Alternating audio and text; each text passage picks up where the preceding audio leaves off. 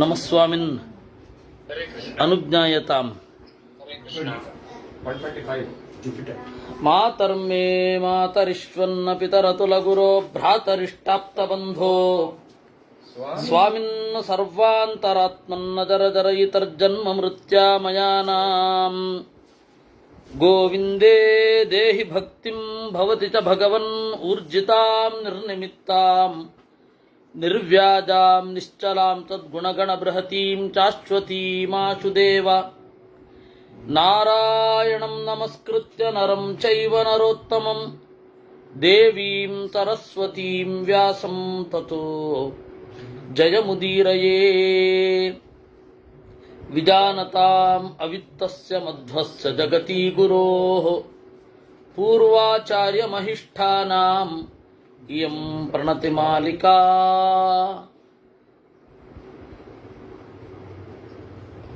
ಕಾರ್ತವೀರ್ಯಾರ್ಜುನನು ಅಹಂಕಾರದಿಂದ ಒಂದು ಘೋಷಣೆ ಮಾಡಿದ, ನನಗೆ ಯಾರು ಸಮ, ಅದ್ವಿತೀಯ ನಾನು ಅಂತ. ಆಗ ವಾಯುದೇವ ಬಂದು ಅವನಿಗೆ ಹೇಳಲಿಕ್ಕೆ ಶುರು ಮಾಡಿದ,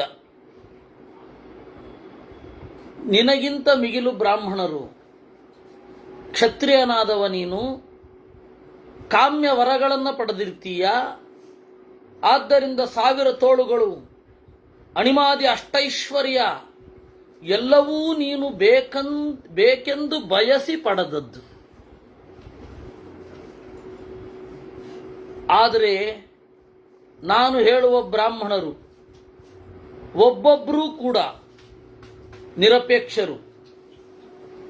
ರಾಜ್ಯ ಆಳೋದು ಅವ್ರ ಕೆಲಸ ಅಲ್ಲ. ಕಾಡಿನಲ್ಲಿ ಪ್ರಕೃತಿಯಿಂದ ಸಿಗುವ ಆಹಾರವನ್ನು ತಿಂತಾ ಇದ್ದು ಭೋಗವನ್ನು ತೊರೆದು ಕೇವಲ ಲೋಕಹಿತಕ್ಕಾಗಿ ತಮ್ಮ ತಪಶಕ್ತಿಯನ್ನ ವ್ಯಯಿಸಿದವರು. ಈಗ ಹೇಳು, ನಿನಗಿಂತ ಆ ಬ್ರಾಹ್ಮಣರು ಶ್ರೇಷ್ಠ ಅಲ್ವೋ ಅಂತ ಹೇಳಿ ಅಗಸ್ತ್ಯರ ಬಗ್ಗೆ, ವಸಿಷ್ಠರ ಬಗ್ಗೆ ಎಲ್ಲ ಹೇಳಿದ. ಈಗ ಚವನರ ಬಗ್ಗೆ ಹೇಳಬೇಕಿದೆ. ಅತ್ರಿಯ ಬಗ್ಗೆನೂ ಹೇಳಿ ಆಯಿತು, ಚವನರ ಬಗ್ಗೆ ಹೇಳಬೇಕಿದೆ. ಅವನು ಒಂದೊಂದು ಹೇಳುವಾಗಲೂ ಕೂಡ, ಒಂದೊಂದು ಒಬ್ಬೊಬ್ಬ ಬ್ರಾಹ್ಮಣನ ಬಗ್ಗೆ ಹೇಳುವಾಗಲೂ ಕೂಡ ಒಂದು ರಿಯಾಕ್ಷನ್ನೇ ಇಲ್ಲ ಕಾರ್ತವೀರ್ಯಾರ್ಜುನನದ್ದು. ಅದನ್ನ ಒತ್ತಿ ಒತ್ತಿ ಹೇಳ್ತಾರೆ ವೇದವ್ಯಾಸರು. ಇತ್ಯುಕ್ತಸ್ತರ್ಜುನಸ್ತೂಷ್ಣೀಂ ಅಭೂದ್ವಾಯುಸ್ತಮಬ್ರವೀತ್ ಅಂತ. ಏನು ಹೇಳ್ತಾ ಇದ್ದಾಗಲೂ ಉಸಿರೇ ಇಲ್ಲ, ಸುಮ್ಮನೆ ಕೇಳ್ತಾ ಇರೋದು. ಇದನ್ನು ಏನಂತ ಅರ್ಥ ಮಾಡಿಕೊಳ್ಬೇಕು? ವೇದವ್ಯಾಸರೇ ಹೇಳ್ತಾರೆ. ಇಷ್ಟನ್ನು ನಾವು ನೋಡಿದ್ವಿ. ಇತಿ ಪೂರ್ವ ಕಥಾನುವಾದ. ನಾವೀಗ ನೋಡಿ 146ನೇ ಅಧ್ಯಾಯದಲ್ಲಿ ಇದ್ದೇವೆ. ಷಟ್ಚತ್ವಾರಿಂಶದಧಿಕ ಶತತಮೋಧ್ಯಾಯ. 146ನೇ ಅಧ್ಯಾಯದ ಒಂದು ಕಥೆಯನ್ನು ನಾವು ಮೀರಿದ್ದೇವೆ. 14 ಶ್ಲೋಕಗಳಾಗಿದೆ. ಇನ್ನು 14ನೇ ಶ್ಲೋಕದ ಉತ್ತರಾರ್ಧದಿಂದ ನಾವು ಶುರು ಮಾಡಬೇಕಿದೆ. ಯಾಕೆಂದ್ರೆ ಒಂದು ದಿವಸ ಅಂತರ ಇತ್ತಲ್ಲ, ಅದರಿಂದಾಗಿ ಇಷ್ಟು ಹೇಳಬೇಕಾಯಿತು. ವಾಯು ಶೃಣುರಾಜನ್ ಮಹತ್ಕರ್ಮ ಚವನಸ್ಯ ಮಹಾತ್ಮನಃ ಅಶ್ವಿನೋ ಸಂಪ್ರತಿಶ್ರುತ್ಯ ಚವನ ಪಾಕಶಾಸನಂ ಪ್ರೋವಾಚ ಹಿತಂ ದೇವೈಃ ಸೋಮಪೌ ಅಶ್ವಿನೌ ಕುರು. ಚವನನೆಂಬ ಬ್ರಾಹ್ಮಣನ ಮಹತ್ವವನ್ನು ಕೇಳು. ಅಶ್ವಿದೇವತೆಗಳು ಬಂದರು ಚವನನ ಹತ್ತಿರ. ಅಶ್ವಿದೇವತೆಗಳು ಹೇಳಿದರು, ನಿನಗೆ ಯೌವನವನ್ನು ಕೊಡುತ್ತೇವೆ, ನೀನು ನಮಗೆ ಸೋಮಪಾನದ ಅಧಿಕಾರವನ್ನು ಕೊಡಬೇಕು ಅಂತ. ಸೋಮಪಾನ ಅಂತ ಹೇಳಿದರೆ, ಸೋಮ ಅಂತ ಒಂದು ಬಳ್ಳಿ, ಆ ಬಳ್ಳಿಯಿಂದ ತೆಗೆದ ರಸ ಅದನ್ನು ಸೋಮ ಅಂತಾನೆ ಕರೀತಾರೆ. ಆ ಸೋಮ ಇವತ್ತು ಸಿಗಲ್ಲ. ಹಾಗಾದ್ರೆ ಸೋಮಯಾಗ ಅಂತ ಹಾಕ್ತಾರಲ್ಲ ಅಂದ್ರೆ ಆ ಸೋಮ ಅಂದ್ರೆ ಎಂತ ಗೊತ್ತಾ? ಸೋಮ ಸಿಗದೆ ಹೋದಾಗ ಪೂತಿಕಾಗ್ರಹಣಂ, ಪೂತಿಕಾ ಅಂತನ್ನುವ ಬಳ್ಳಿಯನ್ನ ತೆಗೆದು ಅದರ ರಸದಿಂದ ಹೋಮ ಮಾಡಿ ಅಂತ ಇರೋದು. ಆ ಪೂತಿಕಾ ಅಂತನ್ನೋದೇನಿದೆ ಅದು ಸೋಮದ ರಿಪ್ಲೇಸ್ಮೆಂಟ್, ಸೋಮ ಸಿಗಲ್ಲ. ಹಾಗಾದ್ರೆ ವೇದದಲ್ಲಿ ಬರೇ ಸೋಮದ ಕಥೆಯೇ ಇದೆ. ಏನರ್ಥ ಮಾಡಬೇಕು? ಅದಕ್ಕೆ ಮಧ್ವಾಚಾರ್ಯರು ಹೇಳಿದ್ರು, ಅಧ್ಯಾತ್ಮ ಅರ್ಥ ಮಾಡಿ. ಅದಕ್ಕೆ ವೇದಕ್ಕೆ 3 ಅರ್ಥ ಇರಬೇಕು ಅಂತ. ಇದು ದಯಾನಂದ ಸರಸ್ವತಿಗಳ ಕಡೆಯವರಿಗೆ ಅಪ್ರಾಣೆ ಅರ್ಥ ಆಗಲ್ಲ. ವಾಸ್ತವಿಕವಾಗಿ ಅವರು ಅಧ್ಯಾತ್ಮಾರ್ಥದ ಹಿಂದೆಯೇ ಬಿದ್ದಿದ್ದಾರೆ. ಆದರೆ ವೇದಕ್ಕೆ 3 ಅರ್ಥ ಅಂತ ಹೇಳಿದ ಕೂಡಲೇ ಪ್ರತಿಭಟನೆ ಮಾಡ್ತಾರವರು. ಸೋಮದ ಬಳ್ಳಿ ಸಿಗ್ತಾ ಇದ್ದಾಗ ಸೋಮರಸ ಅಂತ ಅರ್ಥ. ಸೋಮದ ಬಳ್ಳಿ ಸಿಗದೆ ಹೋದಾಗ ಸೋಮ ಶಬ್ದಕ್ಕೆ ಭಕ್ತಿ ಸೋಮ ಅಂತ ಅರ್ಥ. ಇದು ವೇದ ಅನ್ನೋದು 3 ಕಾಲಕ್ಕೂ ಅನ್ವಯಿಸುವಂಥದ್ದು. ಅದಕ್ಕೆ ಮಧ್ವರು ಏನು ಮಾಡಿದ್ರು, ವೇದದ ಪ್ರತಿಯೊಂದು ಮಾತಿಗೆ 3 ಅರ್ಥ ಅಂತ ಹೇಳಿದ್ರು. ಸುಮ್ಮನೆ ಅಲ್ಲ. ನೀವು ಬಾಹ್ಯವಾಗಿ ನೋಡಿ, ಇಲ್ಲ ನಾವು ವೇದಕ್ಕೆ 3 ಅರ್ಥ ಅಂತ ಒಪ್ಪಲ್ಲ, ಯಾಕೆಂದ್ರೆ ಮಧ್ವಾಚಾರ್ಯ ಹೇಳಿದ್ದಾರೆ, ಆದ್ದರಿಂದ ಹಣೆ ಬರಹ. ಇದನ್ನು ನಾನು ಅನುಭವಿಸಿದ್ದೇನೆ ಒಂದು ಸಭೆಯಲ್ಲಿ. ನಾನು ಆಚಾರ್ಯರ ಹೆಸರು ಹೇಳದೆ ಒಂದು ತತ್ವವನ್ನು ಕೊಟ್ಟೆ, ಎಲ್ಲರೂ ಇಷ್ಟಪಟ್ಬಿಟ್ರು. ಅಲ್ಲಿ ಒಬ್ಬರು ವೃದ್ಧ ಶ್ರೀವೈಷ್ಣವ ವಿದ್ವಾಂಸರಿದ್ದರು. ಅವರು ವಿಜಯ ಸಿಂಹಾಚಾರ್ಯರು ಇಲ್ಲಿಯವರೆಗೂ ಆನಂದ ತೀರ್ಥರ ಮಧ್ವರ ಅರ್ಥವನ್ನು ಕೊಟ್ಟಿದ್ದಾರೆ ಅಂತ ಹೇಳಿದ ಕೂಡಲೇ ಎಲ್ಲ ಗಾಳಿ ತೆಗೆದ ಬಲೂನಿನ ತರಹ ಆಯಿತು. ತತ್ವದಲ್ಲಿ ಈ ತರಹದ ದ್ವೇಷ ಬೇಕೇ? ಯಾವುದೇ ಓದಬೇಕಾದ್ರೆ ಅದರ ಮೂಲವನ್ನು ಸ್ಪರ್ಶ ಮಾಡಲೇಬೇಕು. ಅದನ್ನು ಎಲ್ಲರೂ ಮರಿತಾ ಇದ್ದಾರೆ. ಸ್ಪೆಷಲಿ ಈ ಮೊದಲು ಸಾಂಪ್ರದಾಯಿಕ ವಿದ್ವಾಂಸರಿಂದಲೇ ಶುರು, ಮೂಲದ ಮರೆವು. ಆಮೇಲೆ ಪಾಪ ಅಸಾಂಪ್ರದಾಯಿಕರು. ಯಾಕೆ ನಾನು ಹೇಳಿದ್ದು ಅಂದರೆ, ಸೋಮ ಅಂತ ಹೇಳಿದರೆ ಅವಾಗ ಸೋಮ ಬಳ್ಳಿಯಿಂದ ತೆಗೆದ ರಸ. ಸೋಮ ಯಾವಾಗ ಸಿಗಲಿಲ್ಲ, ವೇದ ಹೇಗೆ ರಿಲೆವೆಂಟ್ ಆಗತ್ತೆ ಅಂತ ಹೇಳಿದರೆ, ಸೋಮ ಅಂತ ಹೇಳಿದ್ರೆ ಭಕ್ತಿ ಸೋಮ ಅಂತ ಆಚಾರ್ಯರ ಅರ್ಥ. ಇಷ್ಟರೊಂದಿಗೆ ಇದಕ್ಕೆ ಹೋಗೋಣ. ಚವನರು ಇಂದ್ರನ ಹತ್ತಿರ ಹೋದರು. ಅಶ್ವದೇವತೆಗಳಿಗೆ ಸೋಮಪಾನದ ಅಧಿಕಾರವನ್ನು ಇನ್ನು ಮುಂದೆ ಕೊಡಬೇಕು ಅಂತಂದರು. ಇದರ ಸಂಗತಿಯನ್ನು ಸ್ವಲ್ಪ ನಾನು ಹೇಳಿದ್ದೇನೆ. ನಿಮಗೆ ಇದಕ್ಕೆ ಸಂಬಂಧಪಟ್ಟ ಕಥೆ ಭಾಗವತದಲ್ಲಿ 9ನೇ ಸ್ಕಂಧದಲ್ಲಿ ಬರುತ್ತೆ. ಚವನ ಮತ್ತು ಸುಕನ್ಯೆಯರ ಕಥೆ ನಿಮಗೆ ಗೊತ್ತೇ ಇದೆ. ಶರ್ಯಾತಿ ಅಂತ ಒಬ್ಬ ರಾಜ. ಆ ಶರ್ಯಾತಿ ಎನ್ನುವ ರಾಜನ ಮಗಳು ಸುಕನ್ಯಾ ಅಂತ. ಅವಳೇನು ಮಾಡಿದ್ಲು, ಒಂದು ಕಡೆಗೆ ವನವಿಹಾರಕ್ಕೆ ಅಂತ ಬಂದಿದ್ದು. ತಂದೆ ಜೊತೆಗಿದ್ದ, ತಂದೆ ಸೈನಿಕರು ಎಲ್ಲ ಜೊತೆಗಿದ್ರು. ಹಾಗೆ ಬಂದವರೇ ಇವಳು ಎಲ್ಲೋ ತಿರುಗಲಿಕ್ಕೆ ಹೋದ್ಲು. ಅಲ್ಲೇ ಸುತ್ತಮುತ್ತ ಒಂದು ಹುತ್ತದಲ್ಲಿ ಹೊಳೆಯುವ ಕಣ್ಗಳನ್ನು ಕಂಡು ಕುತೂಹಲದಿಂದ ಚುಚ್ಚಿಬಿಟ್ಲು. ಅದರಿಂದ ರಕ್ತ ಬರಲಿಕ್ಕೆ ಶುರು ಆಯಿತು. ಓಡಿ ಬಂದ್ಬಿಟ್ಲು ಗಾಬರಿಯಿಂದ. ಆಗ ಆ ಶಕೃನ್ಮೂತ್ರ ನಿರೋಧೋ ಭೂತ್, ಅಲ್ಲಿ ಎಲ್ಲ ಶರ್ಯಾತಿಯ ಸೈನಿಕರಿಗೆ ಏನು ಎಲ್ಲ ಬಂದಾಗೋಯ್ತು. ದೇಹದಿಂದ ಭಾರಿ ಹಿಂಸೆ ಆಗಲಿಕ್ಕೆ ಶುರು ಆಯಿತು. ಹೊಟ್ಟೆ ನೋವು ಇತ್ಯಾದಿ ಇತ್ಯಾದಿಗಳು.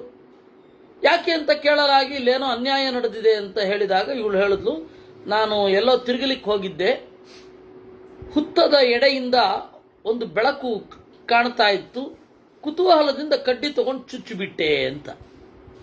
ಓ, ಅದೇನೋ ಅಪರಾಧ ಆಯಿತು ಅಂತ ಸೀದಾ ಹೋದ. ಆ ಹುತ್ತವನ್ನು ತೆಗೆಯಲಾಗಿ ಚವನ ಋಷಿಗಳಿದ್ರು. ಹೀಗೆ ತಪ್ಪಾಗೋಗಿದೆ, ಏನು ಮಾಡಬೇಕು ಅಂತ ಕೇಳಿದ ಶರ್ಯಾತಿ. ಅದಕ್ಕೆ ಚವನ ಋಷಿಗಳು ಹೇಳಿದ್ರು, ನಿನ್ನ ಮಗಳನ್ನು ನನಗೆ ಕೊಟ್ಟು ಬಿಡು, ಅಂದರೆ ಕನ್ಯಾದಾನ, ಮದುವೆ ಅಂತ ಆಮೇಲೆ ಆಗಿದ್ದು, ಕೊಟ್ಟು ಬಿಡು, ನನ್ನ ಸೇವೆ ಮಾಡಿಕೊಂಡ್ರಿಲ್ಲಿ ಜೀವಮಾನ ಇಡೀ ಅಂತ. ಇದೆಲ್ಲ ಕೇಳಿದ್ರೆ ಆಶ್ಚರ್ಯ ಆಗುತ್ತೆ ನಿಮಗೆ.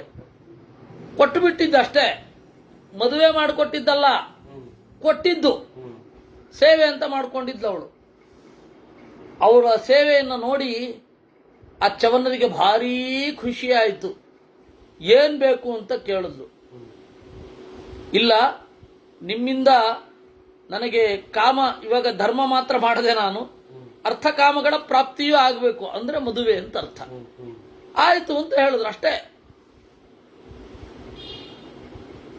ಯಾವತ್ತೋ ಚವನರು ಕೂತಿದ್ದಾಗ ಇವರು ಅಶ್ವದೇವತೆಗಳು ಬಂದರು. ಅಶ್ವದೇವತೆಗಳೇನು ಮಾಡಿದ್ರು, ನಿಮಗೆ ಯೌವನ ಕೊಡ್ತೇವೆ ಅಂತಂದ್ರು. ಆಯ್ತು ಅಂತ ಯೌವನ ಕೊಟ್ಟರು. ಯೌವನ ಕೊಟ್ಟಾದ್ಮೇಲೆ ನಿಮಗೇನು ಬೇಕು ಅಂತ ಕೇಳಿದ್ರು ಅವರು. ಸೋಮಪಾನ ಬೇಕು ನಮಗೆ ಅಂತಂದ್ರು. ಸೋಮದ ಆಹುತಿ ಇದೆಯಲ್ಲ, ಅದು ಮೊದಲು ಕೆಲವೇ ದೇವತೆಗಳಿಗಿತ್ತು. ಅಶ್ವದೇವತೆಗಳು ಬೇಡಿಕೊಂಡ ಮೇಲೆ ಆಯ್ತು, ಅಶ್ವದೇವತೆಗಳಿಗೆ ಕೊಡುವ ಅಂತ ಆಯ್ತು. ಇವತ್ತಿಗೂ ಸೋಮಪಾನಕ್ಕೆ ಅರ್ಹರಾದ ದೇವತೆಗಳ ಸಂಖ್ಯೆ 101 ಅಷ್ಟೇ. ಬ್ರಹ್ಮಣಿ ದ್ವೇ ಶತಾಧಿಕೆ ಅಂತ ಆಚಾರ್ಯರು ಬ್ರಹ್ಮಸೂತ್ರ ಭಾಷ್ಯದಲ್ಲಿ ಹೇಳ್ತಾರೆ. 102 ದೇವತೆಗಳಿಗೆ ಮಾತ್ರ ಸೋಮದ ಅಧಿಕಾರ. ಅದರಲ್ಲಿ ಅಶ್ವದೇವತೆಗಳು ಮೊದಲಿರಲಿಲ್ಲ, ಆಮೇಲೆ ಸೇರಿದ್ರು. ಇವನು ಹೋಗಿ ಅಷ್ಟೊತ್ತಿಗೆ ಶರಿಯಾತಿ ಬಂದ. ಅವನಿಗೆ ನನ್ನ ಮಗಳು ದಾರಿ ತಪ್ಪಿದ್ದಾಳೆ, ಯಾರೋ ಯುವಕನ ಜೊತೆ ಇದ್ದಾಳೆ ಅಂತ ಅನ್ನಿಸಿತು. ಕೇಳ್ದ, ಏನು ಮಗಳೇ, ತಪ್ಪಲ್ವ ನೀನು ಮಾಡಿದ್ದು ಅಂತ. ಇಲ್ಲ, ಇದು ನಿನ್ನ ಅಳಿಯನೇ ಅಂತ ಹೇಳಿದ್ಲು. ಹೌದಾ ಅಂತ ಅಂದ್ಕೊಂಡ ಅವನು. ಆಶ್ಚರ್ಯ ಆಯಿತು. ಸರಿ, ಮುನಿಗಳಿಗೆ ನಮಸ್ಕಾರ ಮಾಡಿ ಏನಾಗಬೇಕು ಅಂತ ಕೇಳಿದ. ಏನಿಲ್ಲ, ನೀನೊಂದು ಯಾಗ ಮಾಡಬೇಕು, ಆ ಯಾಗದಲ್ಲಿ ಅಶ್ವದೇವತೆಗಳಿಗೆ ಸೋಮದಿಂದ ಆಹುತಿ ಕೊಡಬೇಕು ಅಂದ್ರು ಅವರು. ಆಯ್ತು ಅಂತಂದ. ಇದು ಭಾಗವತದ ಕಥೆ. ಇಲ್ಲಿ ಹೇಳುವ ಕಥೆಯನ್ನ ಭಾಗವತದಕ್ಕೆ ಜೋಡಿಸ್ಕೊಳ್ಬೇಕು. ಯಾಗ ಆಯ್ತು ಅನ್ನೋದಕ್ಕಿಂತ ಮೊದಲು ಜೋಡಿಸ್ಕೊಳ್ಬೇಕು. ಏನು? ಇಂದ್ರನ ಹತ್ರ ಹೋಗಿ ಕೇಳಿದ, ಸೋಮಪೌ ಅಶ್ವಿನೌ ಕುರು, ಇಂದ್ರನೇ ಅಶ್ವಿದೇವತೆಗಳನ್ನ ಸೋಮಪಾನ ಹೊಂದುವಂತೆ ಮಾಡು. ಅಸ್ಮಾಭಿರ್ನ ಸಮಾವೇತೌ ಭವೇತಾಂ ಸೋಮಪೌ ಕಥಂ ದೇವೈರ್ನಹಿ ಸಮಾವೇತೌ ತಸ್ಮಾನ್ನೈವಂ ವದಸ್ವನಃ. ಇಂದ್ರ ಹೇಳ್ತಾನೆ, ನಮ್ಮ ಅಂತಸ್ತಿಗೆ ಅವರು ಸರಿ ಬರೋದಿಲ್ಲ ಅಶ್ವಿದೇವತೆಗಳು. ಅವರಿಗೆ ಯಾವುದೇ ಕಾರಣಕ್ಕೂ ಸೋಮದ ಅಧಿಕಾರವಿಲ್ಲ. ದೇವೈರ್ನಹಿ ಸಮಾವೇತೌ, ಅವರು ವೈದ್ಯರಿಗೆ ಬಹಿಷ್ಕಾರ ಉಂಟು ನಮ್ಮಲ್ಲಿ. ಆದ್ದರಿಂದ ನಾವೇನ್ ಮಾಡ್ತೇವೆ, ಸೋಮಪಾನದ ಅಧಿಕಾರ ಕೊಡಲ್ಲ ಅಂದ. ಅಶ್ವಿಭ್ಯಾಂ ಸಹನೇಚ್ಛಾಮಿ ಪಾತುಂ ಸೋಮಂ ಕಥಂಚನ. ಅಶ್ವದೇವತೆಗಳ ಜೊತೆಗೆ ನಾನು ಸೋಮವನ್ನು ಹಂಚಿಕೊಳ್ಳೋದಿಲ್ಲ. ಪಿಬಂತ್ವನ್ಯೇ ಯಥಾ ಕಾಮಂ ನಾಹಂ ಪಾತು ಮೆಹೋತ್ಸಹೆ. ಒಂದೋ ಅವ್ರು ಕುಡಿದ್ರೆ ನಾನು ಕುಡಿಯಲ್ಲ ಅಂದ. ನಚೇತ್ ಕರಿಷ್ಯಸಿ ವಚೋ ಮಯೋಕ್ತಂ ಬಲಸೂದನ ಮಯಾ ಪ್ರಮಥಿತ ಸದ್ಯ ಸೋಮಂ ಪಾಸ್ಯಸಿ ವೈಸಖೆ. ಗೆಳೆಯನೇ, ಒಳ್ಳೆ ಮಾತಲ್ಲಿ ಹೇಳ್ತಾ ಇದ್ದೇನೆ, ನೀನು ಸೋಮವನ್ನು ಕುಡಿಬೇಕು. ನೀನು ಯಾವ ಯಜ್ಞದಲ್ಲಿ ಸೋಮವನ್ನು ಕುಡಿತೀಯೋ ಅದೇ ಯಜ್ಞದಲ್ಲಿ ಅಶ್ವದೇವತೆಗಳು ಕುಡಿಬೇಕು. ಇಲ್ಲ ಅಂತಂದ್ರೆ ಕುಡಿಯೋ ಹಾಗೆ ಮಾಡ್ತೇನೆ ಅಂತಂದ್ರು ಚವನರು. ತತಃಕರ್ಮ ಸಮಾರಬ್ಧಂ, ಅಶ್ವದೇವತೆಗಳ ಒಂದು ಸೋಮಪಾನಕ್ಕಾಗಿ ಕರ್ಮ ಶುರು ಆಯಿತು. ಚವನೇನ ತಥೋ ಮಂತ್ರೈಃ ಅಭಿಭೂತಾಃ ಸುರಾಃ ಸದಾ. ಚವನನ ಮಂತ್ರಗಳಿಂದ ದೇವತೆಗಳು ಹಿಮ್ಮೆಟ್ಟಿದರು. ಇಂದ್ರನಿಗೆ ಸಿಟ್ಟು ಬಂತು. ಉದ್ಯಮ್ಯ ವಿಪುಲಂ ಶೈಲಂ ಚವನಂ ಸಮುಪಾದ್ರವತ್. ಚವನನನ್ನ ಕೊಲ್ಲಬೇಕು ಅಂತ ಹೇಳಿ ಒಂದು ದೊಡ್ಡ ಬೆಟ್ಟವನ್ನ ಎತ್ಕೊಂಡು ಬಂದ, ಹಾಕುವಣ ಅವನ ಮೇಲೆ ಅಂತ. ಆಗ ಆಪತಂತಂ ತಮಾಪತಂತಂ ದೃಷ್ಟ್ವೈವ ಚವನಸ್ತಪಸಾನ್ವಿತಃ ಅದ್ಭಿಸಿಕ್ತ್ವಾ ಸ್ತಂಭಯಿತಿ ಸವಜ್ರಂ ಸಹ ಪರ್ವತಂ. ಆಗ ಚವನರು ಸ್ತಂಭನ ಮಾಡಿದ್ರು, ನಿನ್ನ ಕೈ ಹಾಗೆ ನಿಂತು ಹೋಗಲಿ ಅಂತ. ವಜ್ರವನ್ನ ಎತ್ತಿದ ಕೈ ಹಾಗೆ, ಪರ್ವತವನ್ನ ಒಂದು ಕೈಯಲ್ಲಿ ಇಟ್ಕೊಂಡಿದ್ದ, ಆ ಕೈ ಹಾಗೆ ಸ್ತಬ್ಧ ಆಗೋಯ್ತು. ಆಮೇಲೆ ಇಂದ್ರನಿಗೆ ಒಬ್ಬ ಶತ್ರುವನ್ನು ಸೃಷ್ಟಿ ಮಾಡಿದ್ರಂತೆ. ಅವನ ಹೆಸರು ಮದ ಅಂತ. ಆ ಮದ ಇತ್ತು ಅಂದ್ರೆ ಇಂದ್ರನನ್ನ ನುಂಗಿಬಿಡೋ ಹಾಗೆ. ಇಂದ್ರ ಮನೋಭಿಮಾನಿ. ಮದ ಅನ್ನೋದು ಇಂದ್ರನನ್ನ ನುಂಗತ್ತೆ ಅಂದ್ರೆ ಮದ ಬಂದಾಗ ಮನಸ್ಸು ಎಲ್ಲಿ ಕೆಲಸ ಮಾಡುತ್ತೆ? ಮದಂ ನಾಮಾಹುತಿಮಯಂ ವ್ಯಾಜಿತಾಸ್ಯಂ ಮಹಾಮುನಿ. ಆ ಮದಕ್ಕೆ 1000 ಹಲ್ಲುಗಳು, ಒಂದೊಂದು 100 ಯೋಜನ. ದ್ವಿಯೋಜನ ಶತಾಸ್ತತ್ರ ದಂಷ್ಟ್ರ ಪರಮದಾರುಣಾ. 200 ಸಾಲು ಹಲ್ಲಿನದ್ದು, ಹಲ್ಲೆಲ್ಲ ಸೇರಿದ್ರೆ 200. ಪರಮದಾರುಣ. ಹನುಸ್ತಸ್ಯ ಭವದ್ಭೂಮೌ. ಆ ಮದ ಅಂತನ್ನುವವನ ಮೇಲ್ಗಡೆಯ ತುಟಿ, ಮೇಲ್ಗಡೆಯ ಬಾಯಿ ಅದೇನಿದೆ ಆಕಾಶದಲ್ಲಿತ್ತು, ಇನ್ನೊಂದು ಭೂಮಿಯಲ್ಲಿತ್ತು. ಜಿಹ್ವಾ ಮೂಲೆ ಸ್ಥಿತಾಸ್ತಸ್ಯ ಸರ್ವೇ ದೇವಾ ಸವಾಸವಾಹ. ಇಡೀ ದೇವತೆಗಳು ಆ ಮದದ ಬಾಯೊಳಗಡೆ ಇದ್ರು, ಕಣ್ಣು ಮುಚ್ಚಿ ಕಣ್ಣು ತೆಗೆಯೋದ್ರೊಳಗಡೆ. ತಿಮೇರಾಸ್ಯಂ ಅನುಪ್ರಾಪ್ತ ಯಥಾ ಮತ್ಸ್ಯ ಮಹಾರಣವೇ. ಹೇಗೆ ದೊಡ್ಡ ತಿಮಿಂಗಿಲ ಬಾಯಿ ತೆರೆದಾಗ ಅದು ಯಾವುದೋ ಜಾಗ ಅಂತ ಅನ್ಕೊಂಡು ಚಿಕ್ಕ ಚಿಕ್ಕ ಮೀನುಗಳಿರುತ್ತಲ್ಲ, ಹಾಗೆ. ತೇ ಸಮ್ಮಂತ್ರೆ ತಥೋ ದೇವಾ ಮದಸ್ಯಾಸ್ಯ ಗತಾಸ್ತದ ಅಬ್ರುವನ್ ಸಹಿತಾಶ್ಚಕ್ರಂ ಪ್ರಣಮಾಸ್ಮೈ ದ್ವಿಜಾತಯೇ. ಆಗ ದೇವತೆಗಳೆಲ್ಲ ಹೇಳಿದರಂತೆ, ಎಲ ಇಂದ್ರನೇ, ನಮಸ್ಕಾರ ಮಾಡು ಬ್ರಾಹ್ಮಣನಿಗೆ, ಚವನರಿಗೆ. ನೀವು ಹೇಳಿದಂತೆ ಕೇಳ್ತೇನೆ ಅಂತ ಹೇಳು, ಅಶ್ವಿದೇವತೆಗಳಿಗೆ ಆಹುತಿಯನ್ನು ನೀಡು ಅಂತ. ಇಂದ್ರ ಭಯಪಟ್ಟು ಚವನರಿಗೆ ನಮಸ್ಕಾರ ಮಾಡಿದ. ಏನಾಗಬೇಕು ಅಂತ ಕೇಳಿದ. ಇನ್ನೇನಾಗಬೇಕು? ಅಶ್ವದೇವತೆಗಳಿಗೆ ಆಹುತಿ ಕೊಡು ಅಂತಂದ್ರು.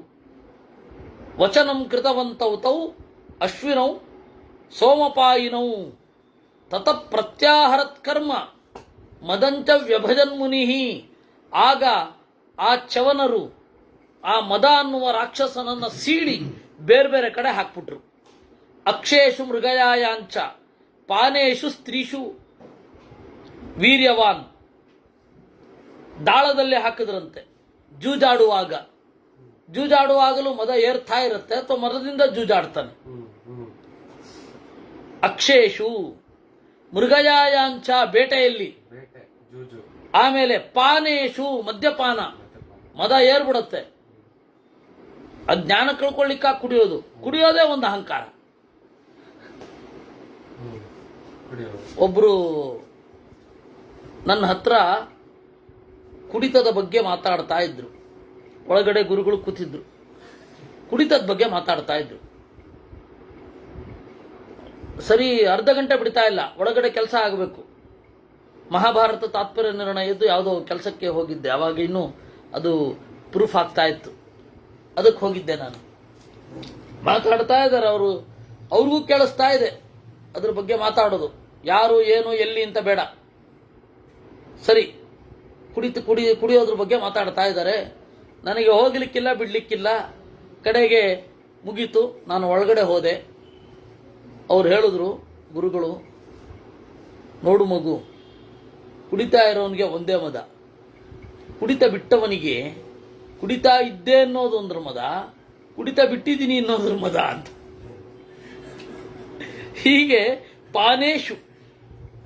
ಆಮೇಲೆ ಸ್ತ್ರೀಷು, ಸ್ತ್ರೀಯರಲ್ಲಿ ಒಳ್ಳೆ ಹೆಣ್ಣು ಇದ್ದು ಆ ಹೆಣ್ಣನ್ನು ನಾನು ಪಡಿಬೇಕು, ಆ ಹೆಣ್ಣು ಪಡೆದ ಮೇಲೆ ಆ ಹೆಣ್ಣನ್ನು ಪಡೆದಿದ್ದೇನೆ ಅಂತ ಮದ.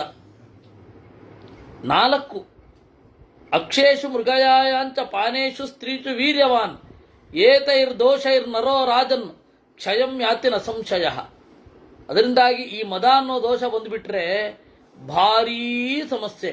ಎಷ್ಟೋ ಬಾರಿ ಹಣದಿಂದ ಮದ ಇರಲ್ಲ, ಪಾನದಿಂದ ಮದ ಇರುತ್ತೆ.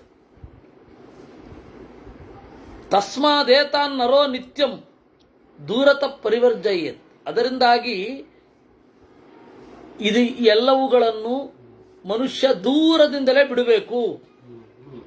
ಏತತ್ತೇ ಚವನಸ್ಯಾಪಿ ಕರ್ಮ ರಾಜನ್ ಪ್ರಕೀರ್ತಿತಂ ಬ್ರವೀಮ್ಯನ್ಯಂ ಬ್ರೂಹಿವಾತ್ವಂ ಬ್ರಾಹ್ಮಣಾತ್ ಕ್ಷತ್ರಿಯಂ ವರಂ. ನೋಡು, ಇದು ಚವನನ ಕರ್ಮ.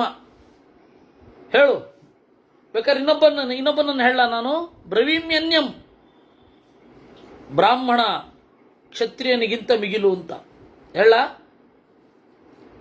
ಅಂತ ಹೇಳಿದರು ಅನ್ನುವಲ್ಲಿಗೆ ಈ 146ನೇ ಅಧ್ಯಾಯ ಮುಗಿತು. ವಾಸ್ತವವಾಗಿ ಈ ಕಥೆ ಏನು? ಇಂದ್ರ ಸಂಕಲ್ಪ ಮಾಡಿದರೆ ಚವನರಿಗೂ ಏನು ಮಾಡಲಿಕ್ಕಾಗಲ್ಲ. ಎಲ್ಲರೂ ಏನು ಅನ್ಕೊಂಡಿದ್ದಾರೆ ಅಂತಂದ್ರೆ ಋಷಿಗಳು ದೇವತೆಗಳಿಗಿಂತ ಪವರ್ಫುಲ್ಲು ಅಂತ ಅನ್ಕೊಂಡಿದ್ದಾರೆ. ಅದು ತಪ್ಪು. ಋಷಿಗಳು ಮಕ್ಕಳಿದ್ದ ಹಾಗೆ, ಆಯ್ತಾ? ದೇವತೆಗಳು ತಂದೆ ಇದ್ದ ಹಾಗೆ, ತಂದೆ ತಾಯಿಗಳಿದ್ದ ಹಾಗೆ. ತಂದೆ ತಾಯಿಗಳು ಮಕ್ಕಳಿಗೆ ಸೋತಂತೆ ನಟಿಸ್ತಾರೆ ಅವರ ಮೇಲಿನ ಪ್ರೀತಿಯಿಂದ, ಬಲವೇ? ಆಚಾರ್ಯರು ಇದನ್ನು ಒತ್ತಿ ಹೇಳಿದ್ರು, ಮಧ್ವಾಚಾರ್ಯರು. ದೇವತೆಗಳು ಅಂತಂದ್ರೆ ಅವ್ರನ್ನ ಅವಮಾನ ಮಾಡಬೇಡಿ, ದೇವಹೇಳನ ಮಾಡಬಾರದು. ಮತ್ತೆ ಇತಿಹಾಸ ಪುರಾಣದಲ್ಲೇ ಈ ಕಥೆ ಇದೆಯಲ್ಲ. ಒಂದು ಘಟನೆ ಜನರ ನೆನಪಲ್ಲಿ ಉಳಿಬೇಕು ಅಂತ ಹೇಳಿದ್ರೆ, ಒಂದು ಅಮೆಂಡಮೆಂಟ್ ಜನರಲ್ಲಿ ಉಳಿಬೇಕು ಅಂದ್ರೆ ಒಂದು ವಿಚಿತ್ರ ಘಟನೆ ಆಗಬೇಕು. ಆ ಘಟನೆಗಾಗಿ ಮತ್ತೆ ಆ ಚವನರ ಕೀರ್ತಿಗಾಗಿ ಈ ರೀತಿ ಮಾಡಿದ್ದು. ದೇವತೆಗಳು ಅವರ ಮನಸ್ಸಿನಲ್ಲೇ ನಿಂತು ಅಲುಗಾಡಿಸ್ಬಿಟ್ರೆ ಮುಗೀತು. ಮನೋಭಿಮಾನಿಗಳು ದೇವತೆಗಳೆಲ್ಲ. ಋಷಿಗಳು ಯಾರಾದರೂ ಮನೋಭಿಮಾನಿಗಳಿದ್ದಾರೇನು? ಆಹಾ, ಇಲ್ಲ. ಮನಸ್ಸಿನ ಒಳಗಡೆ ನಿಂತು ಅವರನ್ನು ಅಲುಗಾಡಿಸಿ ಬಿಟ್ರೆ ಮುಗೀತಲ್ಲ, ಏನು ಮಾಡ್ಲಿಕ್ಕಾಗಲ್ಲ. ಆದ್ದರಿಂದ ಇಂದ್ರ ಅಂದ್ರೆ ಆಸೆ ಬುರುಕ ಅಲ್ಲ. ಇಂದ್ರ ಅಂತ ಹೇಳಿದ್ರೆ ಪಟ್ಟದ ಮೇಲೆ ಕುಳಿತು ಅಧಿಕಾರ ಕಳ್ಕೊಳ್ಬಾರದು ಅನ್ನುವ ಆಸೆಯಿಂದ ಮಸಲತ್ತು ಮಾಡುವ ರಾಜಕಾರಣಿಯ ತರಹ ಅಲ್ಲ. ಇಂದ್ರ, ಯಮ ಅವರೆಲ್ಲರ ಎತ್ತರ ಬಹಳ ದೊಡ್ಡದು. ಅವರು ತಪ್ಪಿದ್ದಾರೆ ಬೆರಳೆಣಿಕೆಯಷ್ಟು ಕ್ಷಣಗಳಲ್ಲಿ. ಆದರೆ ಅದು ದೇವರ ಬಗ್ಗೆ ಮಾತ್ರ. ಅದು ನಮಗೆ ದೇವರ ಬಗೆಗಿನ ಭಕ್ತಿಗೆ ಪೋಷಕ ಆಗಬೇಕೇ ವಿನಃ ನಾವು ಅವ್ರನ್ನ ತಮಾಷೆ ಮಾಡೋದಲ್ಲ. ಈಗ ಇಂದ್ರ ತಪ್ಪಿದ.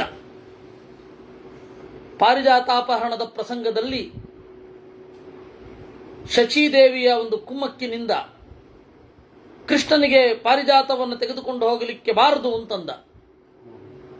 ಅವಾಗ ಯುದ್ಧ ಮಾಡಿದ್ಲು ಸತ್ಯಭಾಮೆ. ಇಂದ್ರನನ್ನ ಸೋಲಿಸಿದಳು. ಇಂದ್ರ ನಮಸ್ಕಾರ ಮಾಡಿದ. ಆಯ್ತು, ಅಷ್ಟೇ, ಅದು ಕಥೆ ಮುಗೀತು. ಕೂಡಲೇ ಅವರು ಯಯೌ ಮಹಾಭಾಗವತ ಸ್ವಮಾಲಯಂ ಪ್ರಸನ್ನ ದೃಷ್ಟ್ಯಾ ಹರಿಣಾಭಿವೀಕ್ಷಿತ ಯಯೌ ಮಹಾಭಾಗವತ ಸ್ವಮಾಲಯಂ ಅಂತಾರೆ.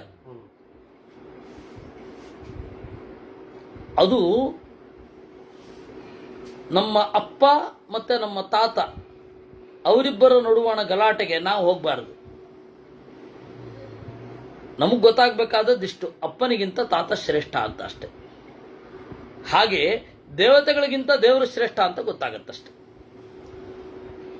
ನಮ್ಮ ಅಣ್ಣನಿಗೂ ನಮ್ಮ ಅಪ್ಪನಿಗೂ ಏನೋ ಒಂದು ಗಲಾಟೆ ಆಯಿತು, ಒಂದು ಸಣ್ಣ ಮಟ್ಟದ. ನಮ್ಮ ಅಣ್ಣನ ಮಾತನ್ನ ನಮ್ಮಪ್ಪ ಕೇಳಿದ್ರು. ಅದರ ಅಭಿಪ್ರಾಯ ನಮ್ಮ ಅಪ್ಪನಿಗೆ ಪ್ರೀತಿ ಜಾಸ್ತಿಯ ಅಣ್ಣನ ಮೇಲೆ ಅಂತ ಅಷ್ಟೇ ಅರ್ಥ, ಬೇರೆ ಅಲ್ಲ. ನಮ್ಮಪ್ಪ ನಮ್ಮ ತಾತನಿಗೆ ಸೋತರು, ನಮ್ಮ ಅಣ್ಣನಿಗೂ ಸೋತರು. ನಮ್ಮ ಅಪ್ಪ ತಾತನಿಗೆ ಸೋತಿದ್ದು ಅವರು ಚಿಕ್ಕವರಾದ್ದರಿಂದ, ನಮ್ಮ ಅಣ್ಣನಿಗೆ ಸೋತಿದ್ದು ಪ್ರೀತಿಯಿಂದ. ಹಾಗಂತ ಹೇಳಿ ನಮ್ಮಪ್ಪನ ಗೇಲಿ ಮಾಡಬಾರದು. ಸೋತ್ಬಿಟ್ರು ಎರಡೂ ಕಡೆ ಅಂತ. ಆ ಹದವಾದ ಸಂಗತಿಯಲ್ಲಿ ನಾವಿರಬೇಕು, ಗೊತ್ತಾಯ್ತಾ? ಈ ಹಿನ್ನೆಲೆಯಲ್ಲಿ ಇಂದ್ರ ಮತ್ತು ಚವನರ ಒಂದು ಘಟನೆಯನ್ನು ನೋಡಬೇಕು. ಚವನರ ಕೀರ್ತಿಯನ್ನು ದೊಡ್ಡದು ಮಾಡಬೇಕು. ಇನ್ನು ಮುಂದೆ ಲೋಕದಲ್ಲಿ ಅಶ್ವಿದೇವತೆಗಳಿಗೆ ಸೋಮಾಹುತಿಯ ಅಧಿಕಾರ ಸಿಗಬೇಕು. ಅದಕ್ಕೆ ಜನರಿಗೆ ನೆನಪಿಸ್ಲಿಕ್ಕೆ ಇದಾಗಿತ್ತು. ಒಂದು ಇನ್ಸಿಡೆಂಟು ನೆನಪಿದ್ರೆ ಆ ಕಾನ್ಸೆಪ್ಟ್ ನೆನಪಲ್ಲಿರುತ್ತೆ. ಅಲ್ಲಿಯ ತನಕ ಅಶ್ವಿದೇವತೆಗಳು ಸೋಮಾಹುತಿಯನ್ನು ಸ್ವೀಕಾರ ಮಾಡುವ ತನಕ ಅಶ್ವಿದೇವತೆಗಳಿಗಿಂತ ದೊಡ್ಡವರೇ ಆಹುತಿಯನ್ನು ಕೊಡ್ತಾ ಇದ್ದದ್ದು. ಆವಾಗ ಆ ನಾಮಕ್ಕೆ ಬೇರೆ ಅರ್ಥ. ಯಾವಾಗ ಅಶ್ವಿದೇವತೆಗಳಿಗಿಂತ ಕೆಳಗಿನವರು ಹೋಮ ಮಾಡ್ಲಿಕ್ಕೆ ಶುರು ಮಾಡ್ತಾರೋ ಅವಾಗ ಅಶ್ವಿಭ್ಯಾಂ ಸ್ವಾಹ ಅಶ್ವಿಭ್ಯಾಂ ಇದಂ ನಮಮ ಅನ್ನುವ ಮಾತಿಗೆ ಈ ಅಶ್ವಿದೇವತೆಗಳ ಅರ್ಥ. ಇರಲಿ, ಈ ಕಾನ್ಸೆಪ್ಟ್ ಅನ್ನ ಇನ್ನೂ ವಿಸ್ತಾರವಾಗಿ ಹೇಳಬೇಕು. ಸದ್ಯಕ್ಕಿಷ್ಟು ಸಾಕು. ಅಶ್ವಿದೇವತೆಗಳಿಗೆ ಸೋಮ ಆಹುತಿಯನ್ನು ಕೊಡಿಸಿದ್ದು ಯಾರು? ಚ್ಯವನರು. ಅವ್ರಿಗಾಗಿ ಏನಾದರೂ ಬಳಸ್ಕೊಂಡ್ರ? ಇಲ್ಲ, ಯೌವನ ಪಡೆದಿದ್ದಾರೆ, ಅದು ಸುಕನ್ಯೆಗಾಗಿ. ಅವ್ರಿಗೆ ಬೇಕಿತ್ತ? ತನ್ನನ್ನ ಉತ್ಕಟವಾಗಿ ಪ್ರೀತಿಸಿದ, ಸೇವೆ ಮಾಡಿದ ಸುಕನ್ಯೆಗಾಗಿ ಯೌವನವನ್ನು ಪಡೆದರು. ಹೌದಾ? ಅವಳಿಗೆ ಒಂದು ಕಲ್ಯಾಣವನ್ನ, ಭಾಗ್ಯವನ್ನ, ಮಂಗಳವನ್ನ ಉಂಟು ಮಾಡಿದ ಅಶ್ವಿದೇವತೆಗಳಿಗೆ ಸೋಮಪಾನದ ಅಧಿಕಾರವನ್ನು ಕೊಡಿಸಿದ್ರು. ಇವರ ಈ ಪ್ರೀತಿಯನ್ನು ನೋಡಿ, ಇವರ ಆ ನಿಸ್ವಾರ್ಥತೆಯನ್ನು ನೋಡಿ ಇಂದ್ರ ಅವರಿಗೆ ಕೀರ್ತಿಯನ್ನು ಕೊಡಿಸಿದ. ಇದೆಲ್ಲ ದೊಡ್ಡವರ ಸಮಾಚಾರ, ಚಿಕ್ಕವರು ಅಳೆಯುವಂಥದ್ದಲ್ಲ ಇವೆಲ್ಲ. ಇದನ್ನು ಅರ್ಥ ಮಾಡಿಕೊಳ್ಳಿಕ್ಕೆ ಒಂದು ಸಂಸ್ಕಾರ ಬೇಕಾಗತ್ತೆ. ಆ ಸಂಸ್ಕಾರವನ್ನು ಕೊಟ್ಟಿದ್ದು ಮಧ್ವಾಚಾರ್ಯರು. ಇದು ಭಾರತದ ಜೀವಧಾತು ರಾಮಾಯಣ ಮತ್ತು ಮಹಾಭಾರತ. ಇವುಗಳನ್ನು ಸರಿಯಾಗಿ ಅರ್ಥ ಮಾಡಿಕೊಳ್ಳಲಿಕ್ಕೆ ಮಧ್ವಾಚಾರ್ಯರು ಕೊಟ್ಟಿದ್ದು. ಮಧ್ವಾಚಾರ್ಯರು ಇಲ್ಲದೆ ಭಾರತ ಅರ್ಥ ಆಗಲ್ಲ, ತಪ್ಪು ತಪ್ಪು ಅರ್ಥ ಆಗತ್ತೆ. ನಾವು ಅದರ ಪರಿಣಾಮವನ್ನು ಇವತ್ತು ಎದುರಿಸ್ತಾ ಇದ್ದೀವಿ. ಯಾಕೆ? ಯಮನನ್ನ ಗೇಲಿ ಮಾಡುವ ನಾಟಕಗಳು, ಕಥೆಗಳು ಬಂದುವು. ಇಂದ್ರನನ್ನ ಗೇಲಿ ಮಾಡುವ ಕಥೆ, ನಾಟಕ ಯಾರು ಮಾಡಿದ್ದು? ಯಾಕೆ ಮಾಡಿದ್ರೋ? ದೇವತಾ ಹೇಳನ ಮಾಡಬಾರದು ಅನ್ನುವ ಎಚ್ಚರ ಯಾರಲ್ಲೂ ಬರಲಿಲ್ಲ. ಯಾಕೆ ಬರಲಿಲ್ಲ? ತಾತ್ಪರ್ಯ ನಿರ್ಣಯದ ಸ್ಪರ್ಶವೇ ಆಗಲಿಲ್ಲ, ಅದಕ್ಕಾಗಿ ಬರಲಿಲ್ಲ. ಹಾಗಾದ್ರೆ ದೇವತೆಗಳು ಅಂದ್ರೆ ಉಪದ್ರ ಕೊಡುವರು ಅಂತಲೇ. ಹೌದು, ಮೊದಲು ಮಾಡಿದ ಜೈನರು ಅದನ್ನ. ಮೊದಲು ಜೈನರು ಶುರು ಮಾಡಿದ್ರು, ಆಮೇಲೆ ಇವರು ಯಾಕಂದ್ರೆ ದೇವತೆಗಳು ಪಾರಮಾರ್ಥಿಕ ಅಲ್ವಲ್ಲ. ಶಂಕರರಿಗಾಗಲಿ ಇವ್ರಿಗಾಗಲಿ ದೇವತೆಗಳು ಪಾರಮಾರ್ಥಿಕ ಅಲ್ಲ, ವ್ಯಾವಹಾರಿಕ. ಅದು ನಡೀತಾ ಇರುತ್ತೆ. ಅದರಿಂದಾಗಿ ದೇವತೆಗಳ ಬಗೆಗೆ ಅವ್ರೇನು ಪೂಜೆ ಮಾಡೋದು ಎಲ್ಲ ಮಾಡ್ತಾರೆ, ಅದು ನಾವೇ ಅನ್ನೋ ಭಾವನೆ ಬಲಿತಿದ್ರೆ ಏನು ಆಶ್ಚರ್ಯ ಇಲ್ಲ ಅವರಿಗೆ. ವಾಸ್ತವಿಕವಾಗಿ ಭಾರತದ ಆತ್ಮವನ್ನ ಉದ್ಧಾರ ಮಾಡಿದ್ಯಾರು? ಮಧ್ವಾಚಾರ್ಯರು. ಯಾಕೆಂದ್ರೆ ಭಾರತದ ಎರಡು ಅಪೂರ್ವ ಕೃತಿಗಳು, ರಾಮಾಯಣ ಮಹಾಭಾರತದ ಒಳಗಡೆ ಹೋಗಿ ಅದನ್ನು ಹೇಗೆ ಅರ್ಥ ಮಾಡ್ಕೊಳ್ಬೇಕು, ಅದರ ಎತ್ತರವನ್ನು ಹೇಗೆ ಅರ್ಥ ಮಾಡ್ಕೊಳ್ಬೇಕು ಅಂತ ಹೇಳಿದ್ಯಾರೋ ಆಚಾರ್ಯರು. ಹೀಗಾಗಿ ಭಾರತದ ಅಸ್ಮಿತೆಯನ್ನ ನೀವು ಇವತ್ತು ಹೊರಗಡೆ ಕಾಣದೇ ಇರೋದನ್ನ ಒಳಗಡೆ ಪಡಿಲಿಕ್ಕೆ ಆಗೋದು ಆಚಾರ್ಯರಿಂದಲೇ ವಿನಃ ಬೇರೆಯವರಿಂದಲ್ಲ, ಮಧ್ವಾಚಾರ್ಯರಿಂದಲೇ ವಿನಃ ಬೇರೆಯವರಿಂದಲ್ಲ. ಆದ್ದರಿಂದ ಈ ಚ್ಯವನರ ಕಥೆ, ಇದನ್ನು ಆಚಾರ್ಯರು ನಿರ್ಣಯ ಮಾಡಿದ್ದು ಹೀಗೆ. ಅದು ಭಾಗವತ ತಾತ್ಪರ್ಯದಲ್ಲಿ ಮಾಡಿರೋದು, ನಾನಿಲ್ಲಿ ಹೇಳಿದ್ದು.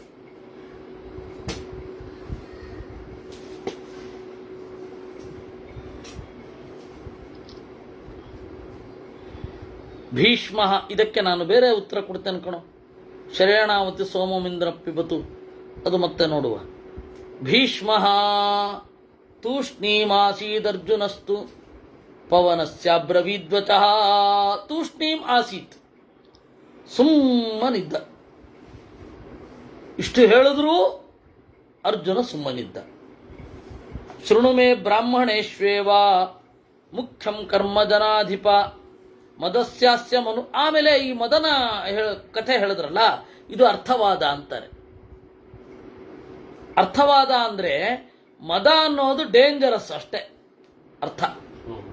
ನಿಜವಾಗಿಯೂ ಒಂದು ದೊಡ್ಡ ಆಕೃತಿ ಬಂತು, ಅವರಿಬ್ಬರನ್ನ ತುರ್ಕೊಂಡ್ಬಿಟ್ಟಿತ್ತು, ಅದೆಲ್ಲ ಏನಿಲ್ಲ.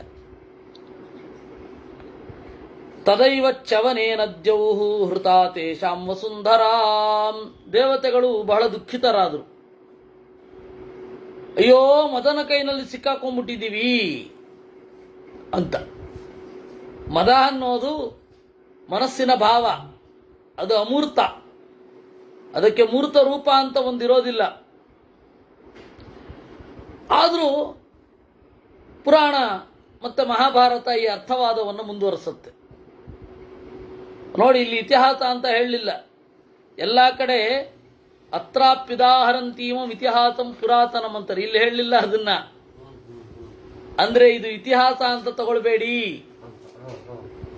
ಆಖ್ಯಾಯಿಕೆ. ಇದರಿಂದ ಏನ್ ತಿಳ್ಕೊಳ್ಬೇಕಿದೆ ಅದನ್ನ ತಿಳ್ಕೊಳ್ಳಿ ಅಂತ. ಬಹಳ ಸೂಕ್ಷ್ಮ ಇದೆ. ಮಹಾಭಾರತ ಅನ್ನೋದೊಂದು ಕಥೆ ಅನ್ನೋ ರೀತಿಯಲ್ಲಿ ಹೇಳಲಿಕ್ಕಾಗೋಲ್ಲ. ಹಾಗಾದ್ರೆ ಎಳೆಯರ ಮಹಾಭಾರತ ಬರೀರಿ ಅಂದ್ರೆ ನಾನೇನು ಹೇಳಲಿ?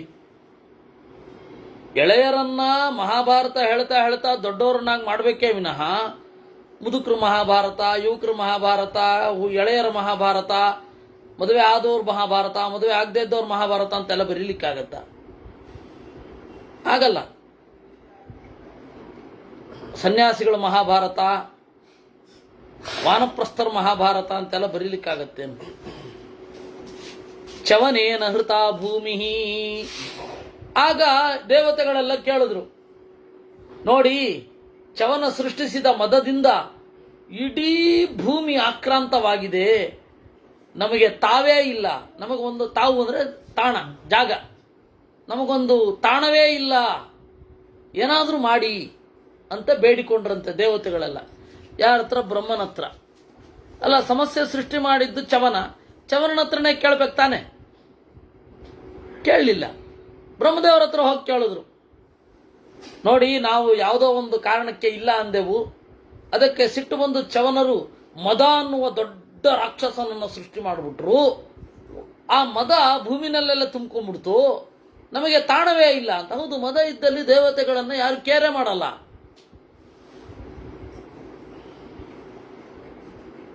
ಈ ಮದನಿಂದ ತಪ್ಪಿಸ್ಕೊಳ್ಬೇಕು ಅಂದ್ರೆ ಏನ್ ಮಾಡಬೇಕು?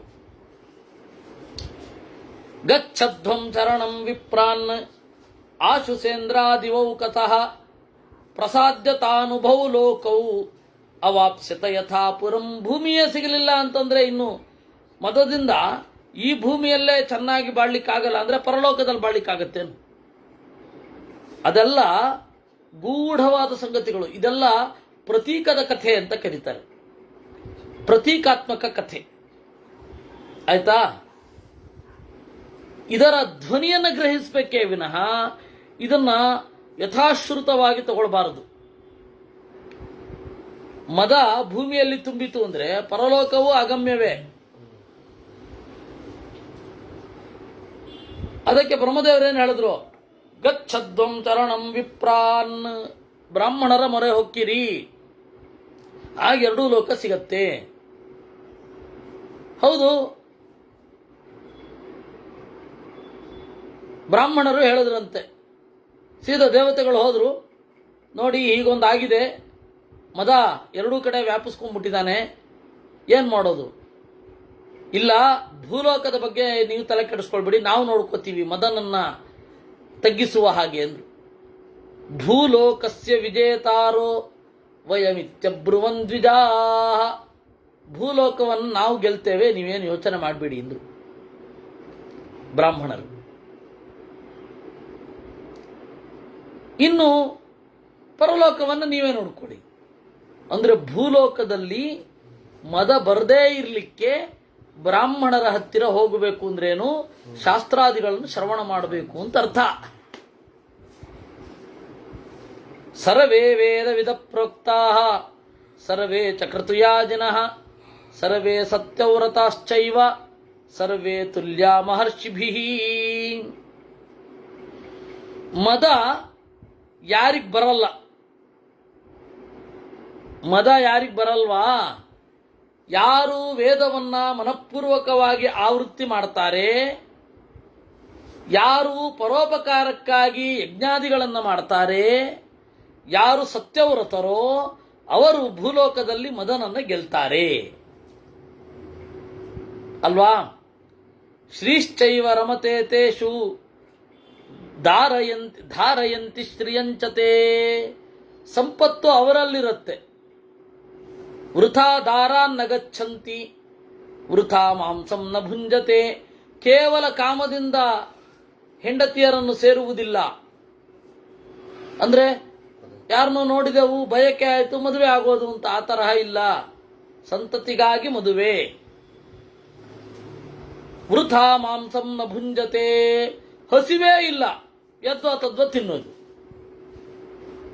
ಅದು ಇಲ್ಲ. ದೀಪ್ತಮಗ್ನಿಂ ಜುಹ್ವತೆ ಚ ಗುರುಣಾಂ ವಚನೆ ಸ್ಥಿತಾ. ಅಗ್ನಿಯನ್ನ ದ್ವೇಷ ಮಾಡದೇ ಇರೋದು. ಅಗ್ನಿಯನ್ನ ದ್ವೇಷ ಮಾಡದೇ ಇರೋದು, ಅವಮಾನ ಮಾಡದೇ ಇರೋದು. ಅಗ್ನಿಯನ್ನ ಅವಮಾನ ಮಾಡೋದು ಅಂದ್ರೇನು? ಕ್ಯಾಂಪ್ ಫೈರ್ ಹಾಕಿ ಅಗ್ನಿ ಕಾಲು ತೋರಿಸ್ಕೊಂಡು ಇದು ಬಿಡೋದು. ಹಾಗೆಲ್ಲ ಮಾಡಬಾರದು. ಅಗ್ನಿಯನ್ನ ಅವಮಾನ ಮಾಡೋದು ಅಂದ್ರೆ ಅದೆಲ್ಲ. ಕೆಂಡ ತುಳಿಯೋದು ಅವೆಲ್ಲ ಮಾಡಬಾರದು. ಕೆಂಡ ತುಳಿಯೋದು ಹೌದು ಮಾಡಬಾರದು. ಮತ್ತೆ ದಾಟಬಾರದು. ಹಾಗೆ ಜೈನಗರ ಸ್ವಾಗತ ಥಿಯೇಟರ್ ಮುಂದೆ ಜೋರ್ ಮಾಡಿದ್ರು. ಅದು ಎಲ್ಲಿ ಬೇಕಾದ್ರೆ ಮಾಡ್ಲಿರಿ, ಮಾಡಬಾರದು. ಅದು ಕುಂಡದ ಮೇಲ್ಗಡೆ ಹಾರೋದು ಅವೆಲ್ಲ ಮಾಡಬಾರದು. ಇದು ಸಂಕ್ರಾಂತಿಗೆ ಕಾಲ್ಗಿಚ್ಚ ಇದು ಕಿಚ್ಚಾರ್ಸೋದು ಮಾಡಬಾರದು ರೀ. ಅದು ಮಾಡೋದನ್ನ ನಾವೇನ್ ಮಾಡೋಣ, ಅದನ್ನ ಮಾಡಬಾರದು ಅಂತ ಹೇಳ್ತಾ ಇರೋದು. ಆ ಜಾನಪದ ಆಚರಣೆಯು ಕೂಡ ಸಂಕ್ರಾಂತಿಗೆ ಕಿಚ್ಚಾಯಿಸೋದು ಅಂತಿದೆಯಲ್ಲ, ಆ ಜಾನಪದ ಆಚರಣೆಯು ಕೂಡ ಮಾಡಬಾರದು. ತುಳುನಾಡಿನಲ್ಲಿ ಇತ್ತೀಚೆಗೆ ಶುರು ಆಗಿದ್ರೆ ಗೊತ್ತಿಲ್ಲ, ಮೊದಲು ಇರಲಿಲ್ಲ. ಯಾಕೆಂದ್ರೆ ಅಲ್ಲಿ ವೈದಿಕರ ಪ್ರಭಾವ ಜೋರಿತ್ತು ಅವಾಗ, ಅದರಿಂದಾಗಿ ಅಲ್ಲಿರ್ಲಿಲ್ಲ. ಅಲ್ಲಿ ಎತ್ತನ್ನ ಹಾರಿಸೋದು ಅವೆಲ್ಲ ಏನು ಮಾಡಲ್ಲ ಅಲ್ಲ. ಫಸ್ಟ್ ಆಫ್ ಆಲ್ ಅಲ್ಲಿ ಚಳಿ ಶುರು ಆಗಿ ಜಡ್ಗಟ್ಟೋದೇ ಇಲ್ಲ, ಅದು ಬೇರೆ. ಅದು ಇಲ್ಲಿ ಒಮ್ಮೆ ಚಳಿಯಿಂದ ಆಚೆ ಬಂದು ಮಾಡಲಿಕ್ಕೆ ಮಾಡ್ತಾ ಇದ್ದಾರೇನೋ, ಆದರೆ ಮಾಡಲಿಕ್ಕಿಲ್ಲ. ಮೊದಲು ಎತ್ತುಗಳನ್ನು ಹಾಯಿಸೋದು ಮತ್ತೆ ಕೆಂಡವನ್ನು ತುಳ್ಕೊಂಡು ಹೋಗೋದು, ಅದಕ್ಕೇನೋ ಹೇಳ್ತಾರೆ ಜಾನಪದ ಆಚರಣೆಯಲ್ಲಿ. ಕೆಂಡ ತುಳಿಯೋದಕ್ಕೆ ಏನೋ ಹೇಳ್ತಾರೆ. ಅದನ್ನೆಲ್ಲ ಮಾಡೋದು ಅವುಗಳೆಲ್ಲ ಇಲ್ಲ. ಉರಿಕಂಡಾಯ ಅಂತ ಹೇಳ್ತಾರೆ. ಉರಿಕಂಡಾಯ ಅಂದ್ರೆ ದೇವರ ಮೂರ್ತಿಯನ್ನು ಹೊತ್ಕೊಂಡು ಕೆಂಡದ ಮೇಲೆ ನಡ್ಕೊಂಡು ಹೋಗೋದು. ಅದಕ್ಕೆ ಅದೇ ಕೆಂಡ ಹಾಯೋದು ಅಂತಾರಪ್ಪ. ಅದಕ್ಕೆ ಜಾನಪದ ಟೆಕ್ನಿಕಲ್ ಟರ್ಮ್ ಉರಿಕಂಡಾಯ ಅಂತಾರೆ. ಈ ರೀತಿ ಶ್ರೀಶ್ಚೈವ ರಮತೆ ತೇಷು ಅದು ದೀಪ್ತಮಗ್ನಿಂ ಜುಹ್ವತೆ ಚ ಗುರುಣಾಂ ವಚನೆ ಸ್ಥಿತಾ. ವೈದಿಕರ ಮಾತಿನಲ್ಲಿ ನೆಲೆಗೊಳ್ಳುವವರು. ಸರ್ವೇ ಸುನಿಯತಾತ್ಮಾನಃ ಬಾಲಾನಾಂ ಸಂವಿಭಾಗಿನಃ. ಎಲ್ಲರೂ ಕೂಡ ಇಂದ್ರಿಯ ನಿಗ್ರಹ, ಮುಖ್ಯವಾಗಿ ಚಿಕ್ಕವರಿಗೆ ತಮ್ಮ ಪಾಲನ್ನು ಕೊಡುವವರು.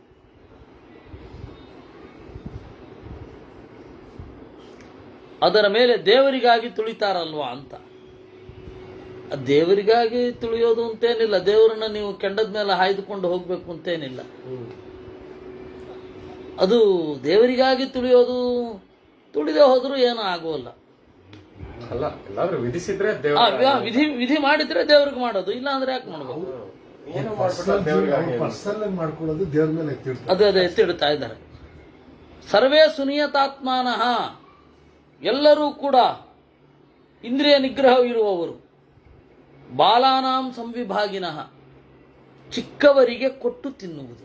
ಮೊದಲು ಚಿಕ್ಕವರಿಗೆ ಕೊಡುವುದು, ಮೊದಲು ಚಿಕ್ಕವರಿಗೆ ಹಾಕೋದು. ಅದು ನಿಮಗೆ ಭಾಗವತದಲ್ಲಿ ಮೊದಲನೇ ಸ್ಕಂದದಲ್ಲಿ ಬರುತ್ತಲ್ಲ, ಬಾಲಕರಿಗೆ, ಹೆಣ್ಣು ಮಕ್ಕಳಿಗೆ, ರೋಗಿಷ್ಠರಿಗೆ ಮೊದಲು ಊಟ ಹಾಕಿ ಆಮೇಲೆ ಮಾಡಬೇಕು. ಶಕ್ತಿ ಇದ್ದವನು ಮೊದಲು ಊಟ ಮಾಡಿದ್ರೆ ಅದು ಪಾಪ ಅಂತ. ಶಕ್ತಿ ಇದ್ದವನು ಮೊದಲು ಊಟ ಮಾಡಲಿಕ್ಕಿಲ್ಲ. ಹಾಗೆ ಇದು ಸರ್ವೇ ಸುನಿಯತಾತ್ಮಾನಃ ಬಾಲಾನಾಂ ಸಂವಿಭಾಗಿನಃ. ಉಪೇತ್ಯ ಶನಕೈರ್ದಾರಾನ್ ಸೇವಂತೆ ನರಜಸ್ವಲಾಂ ಸುಗತಿಂ ಚೈವ ಗಚ್ಚಂತಿ ತಥೈವ ಶುಭಕರ್ಮಣಃ.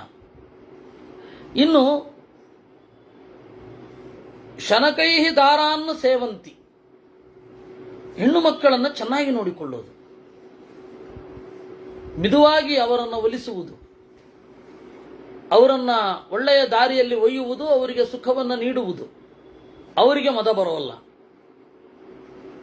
ಸಾಮಾನ್ಯವಾಗಿ ಕೆಲವರು, ಎಲ್ಲರಿಗೂ ಅಲ್ಲ, ನಾವು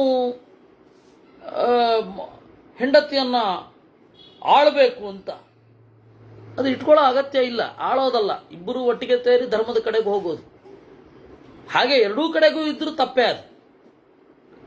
ಶನೈ ಉಪೇತ್ಯ ಶನಕೈರ್ದಾರಾನ್ ಸೇವಂತಿ ನರಜಸ್ವಲಾಂ ಸುಗತಿಂ ಚೈವ ಗಚ್ಚಂತಿ ತಥೈವ ಶುಭಕರ್ಮಿಣಃ. ಹಾಗೆ ಒಳ್ಳೆ ಕೆಲಸ ಮಾಡುವವರು. ಅಭುಕ್ತ ವತ್ಸು ನಾಶ್ನಂತಿ ಗರ್ಭಿಣಿ ವತ್ಸಕಾದಿಷು. ಗರ್ಭಿಣಿಯರು, ಚಿಕ್ಕ ಮಕ್ಕಳು, ಆದಿಶಬ್ದದಿಂದ ರೋಗಿಷ್ಠರು, ನಿಮಗೆ ಗೌರವಕ್ಕೆ ಅರ್ಹರು, ಇವರೆಲ್ಲ ಉಣ್ಣದೇ ಇರುವಾಗ ಯಾರು ಊಟ ಮಾಡಲ್ಲ ಅವರು ಮದವನ್ನು ಛೇದಿಸ್ತಾರೆ. ಅದರಿಂದಾಗಿ ನಾವು ಮೊದಲು ಊಟ ಮಾಡಿಬಿಡ್ಬೇಕು ಅಂತ ಹೇಳಿ ಆ ಭಾವನೆ ಯಾವುದೇ ಹಂತದಲ್ಲಿ ಬರಬಾರದು. ಬಹಳ ಕಡೆ ಬಂದಿದೆ ಈ ವಿಷಯ ಅಲ್ವಾ? ಬಹಳ ಕಡೆ ಬಂದಿದೆ. ಅಂದ್ರೆ ಅಷ್ಟು ಇಂಪಾರ್ಟೆಂಟ್ ಅಂತ. ಭಾಗವತದಲ್ಲಿ ಬಂದಿದೆ, ಇಲ್ಲಿ ಬಂದಿದೆ ಅಂತಂದ್ರೆ ಬಹಳ ಇಂಪಾರ್ಟೆಂಟ್. ಪೂರ್ವಾಹ್ನೇಚು ನದಿವ್ಯಂತಿ ದಿವಾ ಚೈವನ ಶೇರತೆ. ಇನ್ನು ಬೆಳ್ಳಂಬೆಳಗ್ಗೆ ಎದ್ದು ಆಟ ಆಡಬಾರದು, ಅಂದ್ರೆ ಜೂಜು ಮೊದಲಾದವುಗಳು ಆಟ ಆಡಬಾರದು. ಪೂರ್ವಾಹ್ನೇಚು ನದಿವ್ಯಂತಿ, ಮಧ್ಯಾಹ್ನ ನಾವು ಊಟ ಆದ್ಮೇಲೆ ಆಡಬಹುದು. ಅದೇನು ದುಡ್ಡು ಕಟ್ಟದೆ. ಅವಾಗ ಒಂದು ವಿಹಾರ ಅಂತ, ಪಗಡೆ ಆಡುವುದು, ಆ ತರಹದ ಕ್ರೀಡೆಗಳು, ವಿಹಾರ. ಊಟ ಆದ್ಮೇಲೆ ಒಂದು ಆರಾಮ. ಇನ್ನು ಬೆಳಗ್ಗೆ ಮಲಗದೇ ಇರೋದು, ಏತೈಶ್ಚಾನ್ಯಶ್ಚ ಬಹುಭೀಹಿ, ಬೆಳಗ್ಗೆ ತಡವಾಗಿ ಹೇಳೋದು, ಇವುಗಳೆಲ್ಲ ಮಾಡದೇ ಇದ್ರೆ ಮದವನ್ನು ಗೆಲ್ತಾರೆ ಅಂತ. ಬೆಳಗ್ಗೆ ಅಂದ್ರೆ ಹಗಲಲ್ಲಿ ಅಂತ. ಹಗಲಲ್ಲಿ. ಹಗಲು ಅಂತ. ವಿದೇಶಥ ನಿವರ್ತಧ್ವಂ ನಿವೃತ್ತಾನಾಂ ಶುಭಂ ವಿವಾಹ. ಇವೇ ಮೊದಲಾದ ಗುಣಗಳು ಯಾರಿಗಿದೆ ಅವರು ಮದವನ್ನು ಗೆಲ್ತಾರೆ ಅಲ್ವಾ? ಮದವನ್ನು ಗೆಲ್ಲುವ ಕ್ರಮವೇ ಇವೆಲ್ಲ.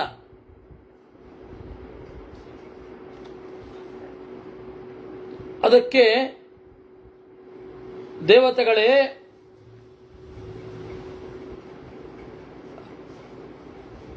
ಪ್ರಯೋಜ್ಯಾಸ್ಮಾಸು ಯಾಸ್ಯಥಾಂ.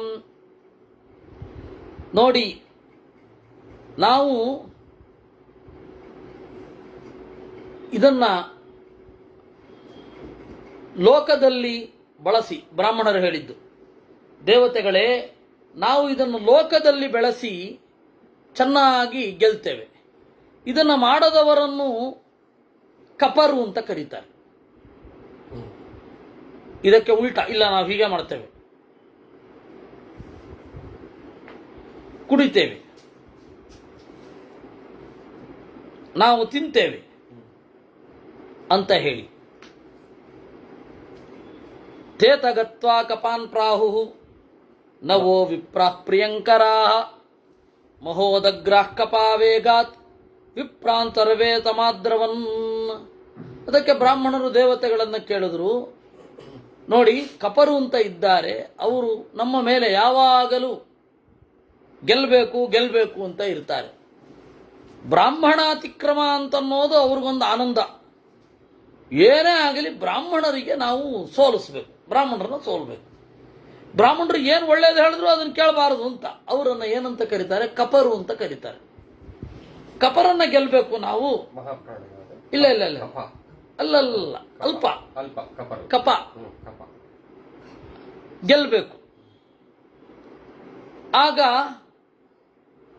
ಅವರು ಹೇಳಿದ್ರು, ದೇವತೆಗಳು, ಅವರನ್ನ ನೀವು ಗೆಲ್ಲಬೇಕಾದದ್ದು ನಿಮ್ಮ ಇಲ್ಲಿಯ ನಡತೆಯಿಂದಲೇ ಅಂದ್ರು. ಇಲ್ಲಿಯ ನಡತೆಯಿಂದಲೇ ಗೆಲ್ಲಬೇಕು. ನಿಮ್ಮ ಇಂದ್ರಿಯ ನಿಗ್ರಹ, ನಿಮ್ಮ ತಟಸ್ಥತೆ, ನಿಮ್ಮ ಕ್ರಿಯಾಶೀಲತೆ, ಅವುಗಳಿಂದಲೇ ಗೆಲ್ಲಬೇಕು ಅಂತ. ಆಯಿತು ಅಂತ ವೇದಮಂತ್ರ ಮೊದಲಾದವುಗಳನ್ನು ಬಳಸಿ ಸದಾಚಾರಾದಿಗಳನ್ನು ಮಾಡಿಯೇ ಈ ಕಪರನ್ನು ಗೆಲ್ಲುವುದು ಅಂತ ಬ್ರಾಹ್ಮಣರು ತೀರ್ಮಾನ ಮಾಡಿದ್ರು. ಬ್ರಹ್ಮ ಸೃಷ್ಟಾ ಹವ್ಯಭುಜ ಕಪಾನ್ ಭುಕ್ತ್ವಾ ತಮಾದ್ರವನ್. ಬ್ರಾಹ್ಮಣರ ಮಂತ್ರಾನುಷ್ಠಾನದಿಂದ, ಹೊರಗಡೆಯ ಸಂಯಮದಿಂದ, ಇಂದ್ರಿಯ ನಿಗ್ರಹದಿಂದ ಪ್ರೀತರಾದ ದೇವತೆಗಳು ಆ ಕಪರನ್ನ ಗೆದ್ದರು. ಪ್ರಶಂಸುರ್ದ್ವಿಜಾನ್ ದೇವಾಹ ಬ್ರಹ್ಮಾಣಂ ಚ ಯಶಸ್ವಿನಂ. ಹೀಗೆ ಬ್ರಹ್ಮದೇವರು ಮಾಡಿದ ಕೆಲಸ ಬ್ರಾಹ್ಮಣರಿಗೂ ದೇವತೆಗಳಿಗೂ ಒಂದು ಬೆಸುಗೆ ಹಾಕಿದ ಹಾಗಾಯಿತು. ಅದನ್ನೇ ಅಲ್ವಾ ಬ್ರಹ್ಮದೇವರು ಮಾಡಿದ್ದು.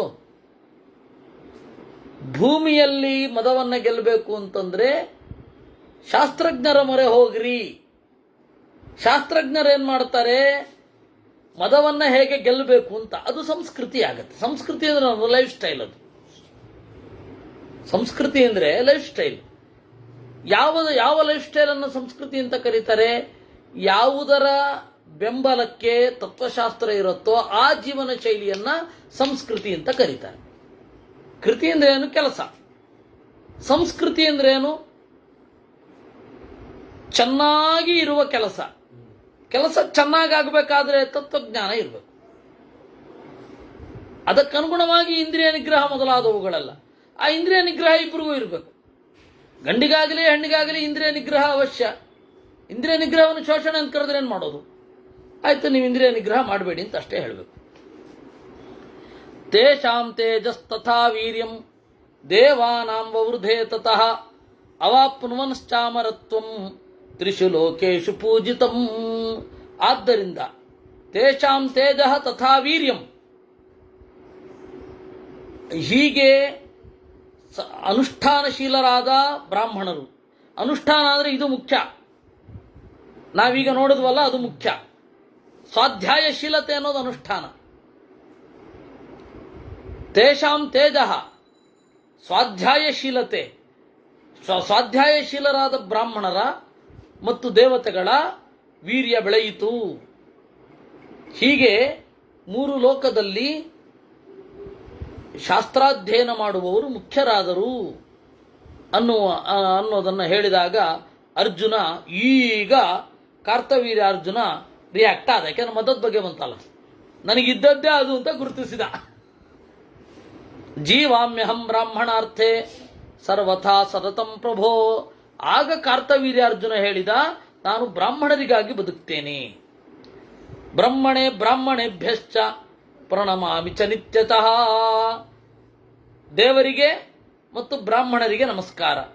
ದತ್ತಾತ್ರೇಯ ಪ್ರಸಾದಾಚ್ಚ ಮಯಾ ಪ್ರಾಪ್ತಮಿದಂ ಫಲಂ.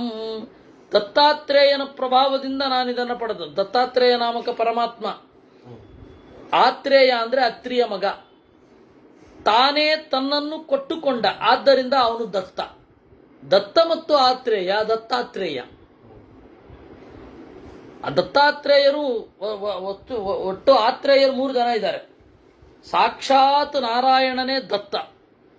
ಬ್ರಹ್ಮದೇವರಿಗೆ ಅವತಾರ ಇಲ್ಲ. ಅದಕ್ಕೆ ಅವರೇನು ಮಾಡಿದ್ರು, ಸೋಮನನ್ನ ಪ್ರವೇಶ ಮಾಡಿದ್ರು. ಚಂದ್ರ ಅವನು ಬೇರೆನೆ. ಅವರೆಲ್ಲ ಮೂರು ಮೋರೆ 4 ನಾಯಿ ಅದೆಲ್ಲ ತೀರಾ ಅಸಂಗತ. ಅದು ಶಾಸ್ತ್ರ ವಿರುದ್ಧ. ಅದು ದತ್ತ, ಇದು ಸೋಮ ಬೇರೆ, ಈಶ್ವರ ಬೇರೆ. ಈಶ್ವರ ಏನಿದ್ದಾನೆ ಅವನೇ ದುರ್ವಾಸನಾಗಿ ಬಂದದ್ದು. ಆತ್ಮೇಚ ಬ್ರಹ್ಮ ದತ್ತಂ ದುರ್ವಾಸತಂ ಸೋಮಂ ಆತ್ಮೇಚ ಬ್ರಹ್ಮ ಸಂಭವಾನ್ ಅಂತ ಭಾಗವತ. ದತ್ತ, ದುರ್ವಾಸ ಮತ್ತೆ ಸೋಮ. ದತ್ತ ಸಾಕ್ಷಾತ್ ನಾರಾಯಣ. ಅವನಿಗೆ ಒಂದೇ ತಲೆ, ಯೋಗ ಮುದ್ರೆಯಲ್ಲಿ ಕೂತಿದ್ದಾನೆ ಅಷ್ಟೆ. ದತ್ತನಿಗೂ ಕಪಿಲನಿಗೂ ಒಂದೇ ಧ್ಯಾನ ಮಂತ್ರ. ಹೀಗಾಗಿ ಆ ದತ್ತಾತ್ರೇಯನ ಪ್ರಸಾರದಿಂದ ನಾನು ಹೊಂದಿದ್ದು.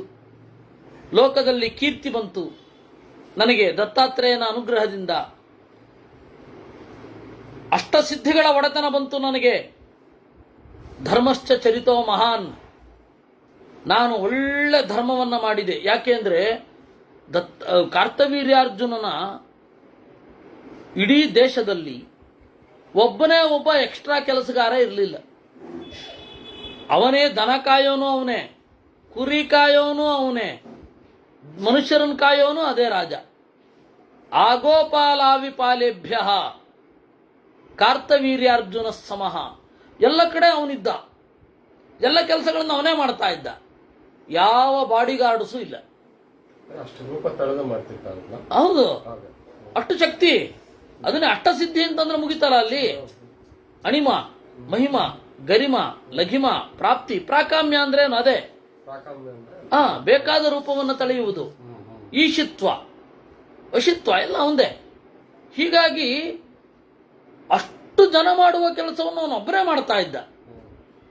ಎಂತ ಪುಣ್ಯ. ಧರ್ಮಶ್ಚ ಚರಿತೋಮಯ ಅಹೋ ಬ್ರಾಹ್ಮಣ ಕರ್ಮಾಣಿ ಮಯಿ ಮಾರುತ ತತ್ವತಃ ತ್ವಯಾ ಪ್ರೋಕ್ತಾನಿ ಕಾರ್ಥನೇನ ಶ್ರುತಾನಿ ಪ್ರಯತೇನ ಹಿ. ಏನಪ್ಪ ಇಷ್ಟು ಕಥೆ ಹೇಳ್ತಾ ಇದ್ದೇನೆ, ಏನು ಕೇಳಿಸ್ಕೊಳ್ತಾನೆ ಇಲ್ಲ ಅಂತ ಅನ್ಕೊಳ್ಬೇಡ. ಇಂದ್ರಿಯ ನಿಗ್ರಹವನ್ನು ಮಾಡಿಕೊಂಡು ಏಕಾಗ್ರವಾಗಿ ಬ್ರಾಹ್ಮಣರ ಮಹತ್ವವನ್ನು ಕೇಳಿದ್ದೇನೆ.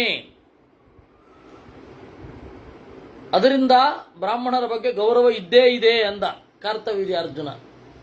ಆಗ ವಾಯುದೇವ ಹೇಳಿದ, ಬ್ರಾಹ್ಮಣಾನ್ ಕ್ಷತ್ರ ಧರ್ಮೇಣ ಪಾಲಯಸ್ವ ಇಂದ್ರಿಯಾಣಿ ಚ ವಿಪ್ರೇಭ್ಯಸ್ತೆ ಫಲಂ ಭಯಂ ಘೋರಂ ತತ್ತು ಕಾಲಾದ್ ಭವಿಷ್ಯತಿ. ನೋಡು,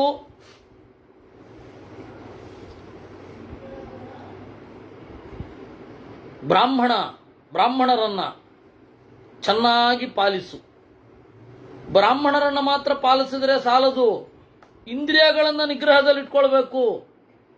ನೀನು ಇಂದ್ರಿಯಗಳನ್ನು ನಿಗ್ರಹದಲ್ಲಿಟ್ಕೊಳ್ಳದೆ ಹೋದರೆ ಬ್ರಾಹ್ಮಣರಿಂದ ಭಯ ಬರುತ್ತೆ ಅಂತ ವಾಯು ಹೇಳಿದ ಕಾರ್ತವೀರ್ಯಾರ್ಜುನನಿಗೆ ಅನ್ನುವಲ್ಲಿಗೆ 147ನೇ ಅಧ್ಯಾಯ ಮುಗಿತು. ಇಲ್ಲಿಗೆ ನಮ್ಮ ಸಮಯ ಮುಗಿದು 3 ನಿಮಿಷನೂ ಆಯಿತು. ಇನ್ನು ಮುಂದೆ ಅಷ್ಟಚತ್ವಾರಿಂಶದಧಿಕ ಶತತಮೋಧ್ಯಾಯ 148ನೇ ಅಧ್ಯಾಯ.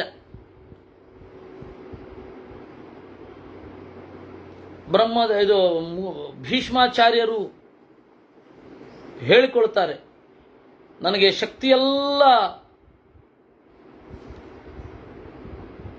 ಕುಸಿದು ಹೋಗ್ತಾ ಇದೆ ಕೃಷ್ಣ ಅಂತ. ಆಗ ಕೃಷ್ಣನೇ ತನ್ನ ಮಹಿಮೆಯನ್ನು ಹೇಳಲಿಕ್ಕೆ ಶುರು ಮಾಡ್ತಾನೆ. ಅದು ನಾಳೆಯ ಭಾಗ. ಕೃಷ್ಣಾರ್ಪಣಮಸ್ತು.